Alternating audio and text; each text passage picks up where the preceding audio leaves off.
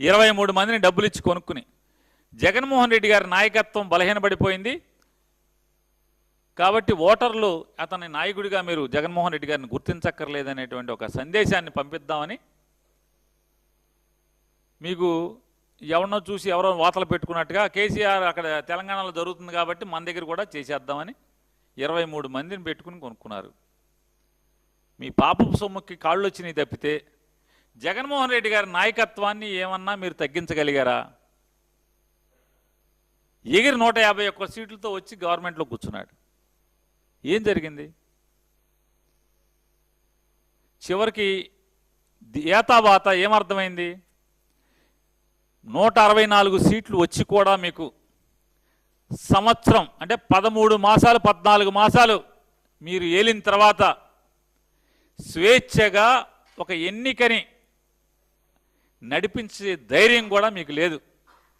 అంటే ప్రజలు ఆల్రెడీ తిరుగుబాటు చేసేస్తున్నారు, ప్రజలు తిరగబడుతున్నారు అనేది మీకు అర్థమైంది కాబట్టే ఇంత అంటే 13 మాసాలకే 14 మాసాలకే ప్రజలు కాల్చి వాత పెట్టింది మిగతా ప్రజలందరూ కూడా తెలిసిపోతే పులివెందుల్లో అలాగే ఒంటిమిట్టలో ప్రజలకు బాగా కాల్చి వాత పెట్టారు ఈ కూటమి ప్రభుత్వానికి. 164 కూటమి ఏముందిలే పాపం, వాళ్ళు ఇద్దరు డమ్మీలే కదా చంద్రబాబు నాయుడు తెలుగుదేశం ప్రభుత్వానికి. వాళ్ళని ఎందుకు ఊరికి అనుకోవటం? తిట్లు తీస్తే మాతో తిట్లు తిట్టించడానికి పక్కన, లేకపోతే జనం తిట్లు తిట్టడానికి పక్కన వాళ్ళని కలుపుకోవటం తప్పితే ఇందులో పాపాలు వాళ్ళకేముంటుంది?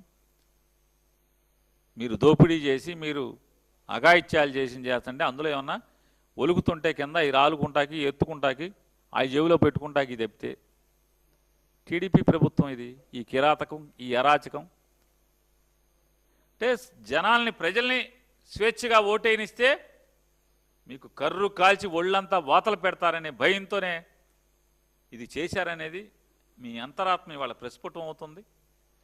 మీ చేష్టలు, మీ ఆలోచన ఇవాళ ఆంధ్ర రాష్ట్రంలోని ప్రజలందరికీ కూడా చంద్రబాబు పులివెందుల ఒంటిమిట్టల్లో సావు తప్పి కన్నులు పట్టపోయే పరిస్థితి రాకుండా ఈ రకంగా పోలీసుల్ని, జిల్లా కలెక్టర్ని, ఎన్నికల కమిషన్ని ఆకట్టుకుని ఈ రకమైనటువంటి తంతు చేశాడు తప్పితే ఇది ఎన్నిక కాదు, ఇది ఎలక్షన్ కాదు. ముందుంది ముసళ్ళ పండగ. మరో 3 సంవత్సరాలు 3.5 సంవత్సరాల తర్వాత పులివెందులలో అట్లాగే ఒంటిమిట్టలో వాళ్ళు బాగా అంటే ఇవాళ మీకు వాతలు పెడదామని పొయ్యిలో పెట్టింది అప్పుడు దాకా కాలుతానే ఉంటుంది. రాష్ట్రం కూడా మిగతా అందరూ కూడా రెడీ చేసుకుంటారు. మీకు గట్టిగా కర్రు కాల్చి మీకు ఎక్కడెక్కడ వాతలు పెట్టాలో నాన్నగారికి కొడుకు గారికి ఇద్దరికీ పెట్టే రోజు వస్తుంది. ఇట్లాంటి తప్పుడు పనులు చేయటం వల్ల, ప్రజాస్వామ్యాన్ని అపహాస్యం చేయటం వల్ల, ఎన్నికల కమిషన్ని అందరినీ కలెక్టర్ని చేష్టలు అడిగేలా చేసి పోలీసులను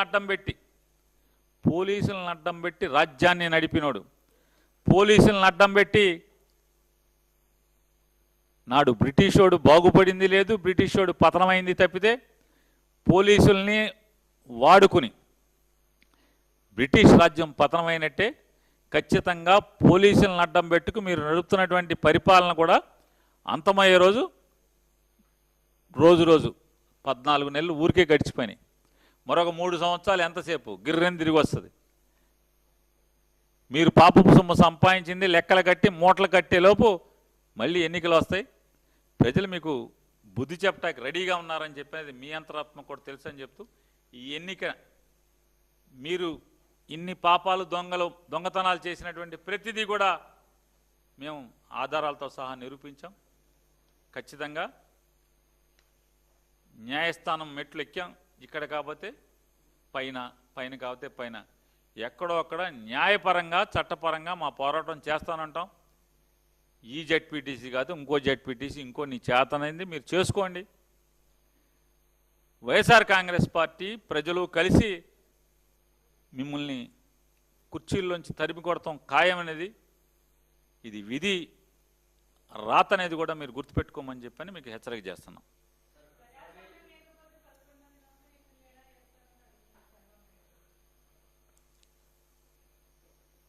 నామినేషన్లు ప్రజాస్వామ్యం లేకపోతే ఎలా నామినేషన్లు అంటే నామినేషన్లు కూడా ఈయన వద్దు అనుకుంటున్నావా?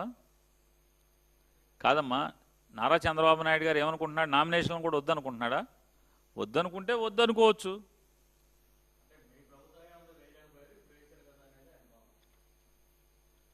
నేను ఒకటి అడుగుతానండి, నారా చంద్రబాబు నాయుడు గారు ఎప్పుడు కూడా 60,000, 70,000, 80,000తో గెలిచేవాడు. 2019లో 20,000కు ఎందుకు పడిపోయాడు? అంటే ప్రజల తన ప్రభుత్వం ఉన్నాడుగా, పోలీస్ వ్యవస్థ తన చేతిలోనే ఉంది కదా, ఎన్నికల వ్యవస్థలన్నీ తన చేతిలో ఉన్నాయి కదా. నేను కుప్పం కింగ్ని అంటావు కదా, 70,000, 80,000 నుంచి 20,000కి ఎందుకు పడిపోయావు?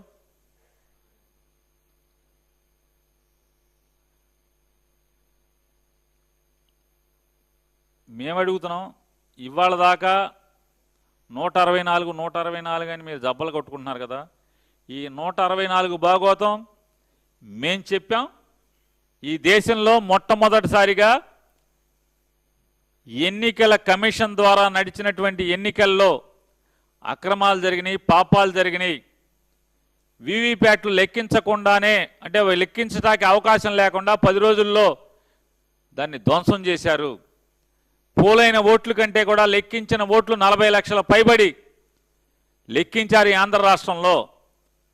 దేశంలో ఎక్కడా లేని విధంగా సాయంత్రం 6 గంటల ఎన్నికలకు పోలైన ఓట్ల కంటే కూడా లెక్కించిన ఓట్లు 12% పైన ఓట్లు లెక్కించారు అని చెప్పి ఎన్నికలైన మొదటి రోజు నుంచే కూడా మేము గగ్గోలు పెడుతున్నాం, కోర్టులను ఆశ్రయిస్తున్నాం, ఎన్నికల కమిషన్ల దగ్గరికి వెళ్తున్నాం.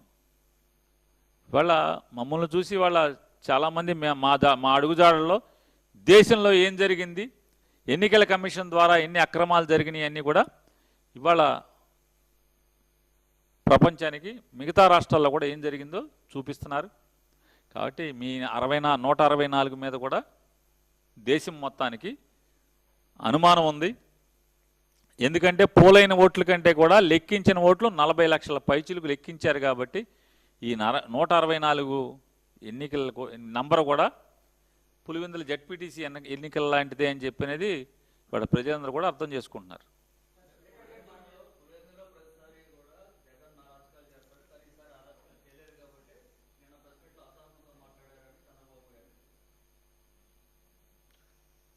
నేనేమంటున్నానంటే ఇవన్నీ వద్దు. మీరిచ్చినటువంటి ఫోటోలు, మీరిచ్చినటువంటి వీడియోలు, మీరు చేసిన ట్వీట్లో ఇన్ని ఆధారాలు చూపిస్తున్నాం కదా, ఆధారాలతో చూపిస్తున్నాం, ప్రశ్నిస్తున్నాం కదా, వీటికి సమాధానం చెప్పండి చంద్రబాబు నాయుడు గారు. ఈ స్వద ఎందుకు? ఏమయ్యా వీటికి సమాధానం చెప్పండి అయ్యా చంద్రబాబు నాయుడు గారు అంట. ఇదంతా ఈ పాపాలు ఏంటి అని అడుగుతుంటే ఏదో అన్న మోకాలికి బోడిగుండుకి ముడిపెట్టిన సామెతగా ఉంది చంద్రబాబు నాయుడు మాట.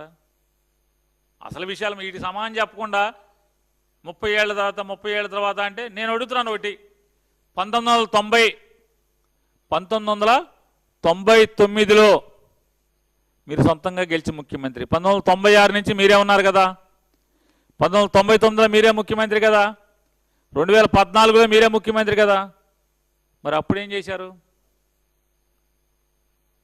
అప్పుడు పులివెందుల్లో 30 ఏళ్ళ నుంచి అంటున్నారు కదా, ఈ 30 ఏళ్ళలో జగన్మోహన్ రెడ్డి గారు ముఖ్యమంత్రి కాదు కదా. అప్పుడు మీరు ముఖ్యమంత్రిగా ఏం చేశారని అడుగుతున్నా.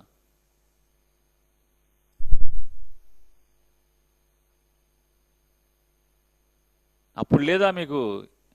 ఇప్పుడు పోటుగాడిని అంటున్నారు కదా నాన్నగారు, అబ్బాయి గారు, మరి అప్పుడు ముఖ్యమంత్రిగా ఉన్నప్పుడు ఏం చేశారని అడుగుతున్నా.